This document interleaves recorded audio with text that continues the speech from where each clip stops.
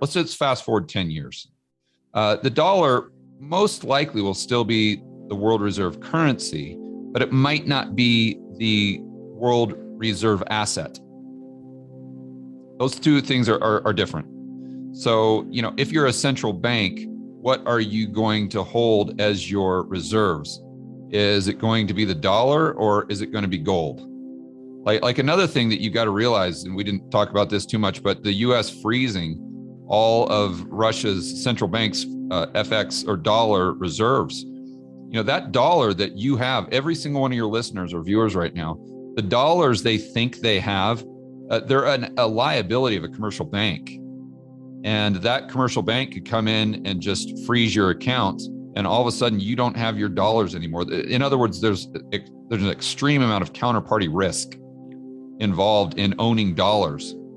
And the Russian central bank is having to find that out the hard way. But if you own gold, if you're a central bank or just someone in society at large, there is no counterparty risk.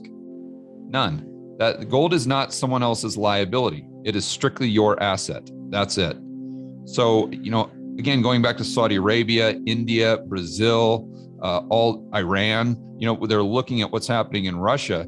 And would you want to hold dollars moving forward? Or would you, knowing that they can just press a button and all of a sudden you don't have access to your FX reserves? Or would you rather hold something that is outside of their purview, outside of their control? And I think that the answer is pretty obvious moving forward. Now, does this happen overnight? No, but it's this slow transition.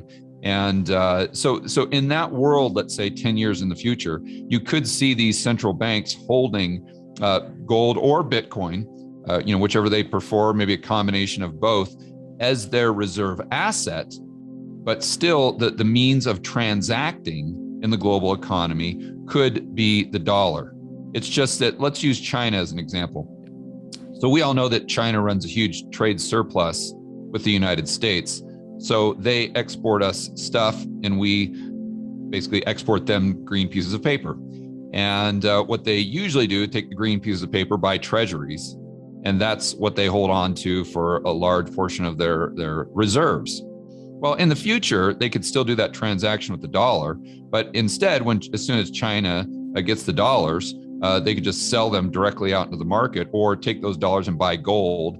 So then the gold is what they're actually holding on to, but the transaction itself is still done in dollars. And also, too, I think one of the ideas, and this was Luke's idea, I was just basically explaining it, is some of the energy producing countries like Iran, like Saudi Arabia, Russia, they could start requesting gold as payment for their energy, just like Russia is now requesting rubles for payment in natural gas.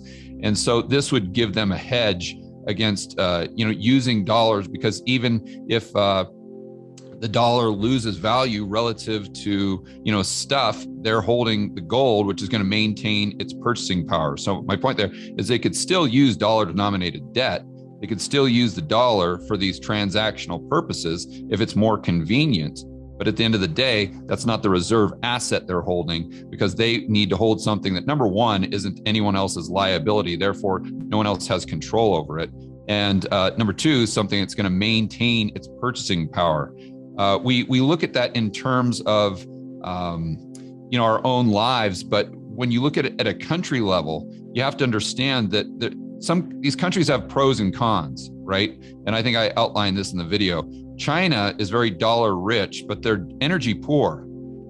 And so they have to import all of this energy. So they have to be very cognizant of how much oil their dollars can buy, you see? And then Russia, well, they're selling their oil currently for dollars. So they have to be cognizant, okay, if I'm getting those dollars for my oil, well, how much are those dollars going to buy me? And if they're going to buy me a lot less in the future, meaning the price of oil is going to go up in dollar terms, then I'm not really motivated to sell my oil right now. I'd rather just keep it in the ground, you see.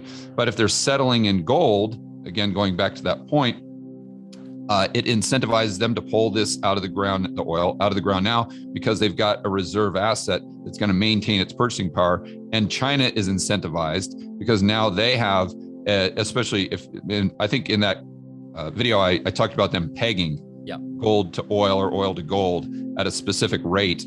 And therefore, what would happen is that would ensure that China is going to buy the exact same amount of oil with their reserves, i.e. gold, in 10, 20 years as they are today. So then the question becomes, well, what happens to the United States if the dollar is still the reserve currency, but these foreign central banks and a lot of these corporations choose to hold another reserve asset such as gold or Bitcoin? And it goes down on the DXY, or maybe relative to goods and services, but that allows the United States potentially to bring a lot more of the manufacturing into the United States. So you got to go through a period of significant pain where the dollar loses tremendous purchasing power, maybe not against other fiat currencies, but it definitely loses purchasing power to gold, it loses purchasing power to oil, and then the goods and services people are buying daily. But after that transition period, again, 10, maybe 15 years, then the dollar is extremely cheap, which gives us an edge as far as our exports. And then we can start, manufacturing stuff. It makes it, there's an incentive there for entrepreneurs to start building and creating stuff here and actually exporting it to the rest of the world, where right now that's completely cost prohibitive with the dollar at, let's say, 100 on the DXY.